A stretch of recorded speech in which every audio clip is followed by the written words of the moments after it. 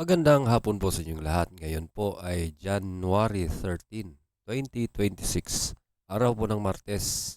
Ito po ang resulta ng 2D Lotto at 3D Lotto ngayong 5 PM draw.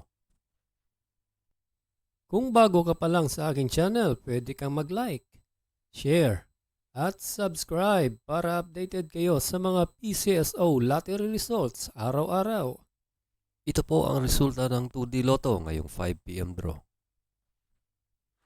19 and 26 in exact order.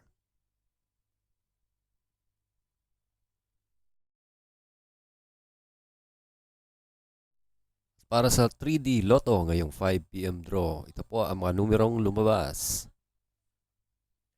4, 6, and 9 in exact order.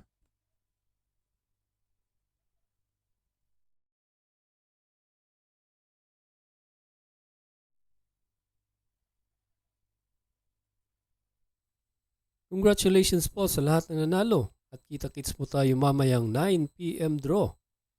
Thank you for watching. God bless us all.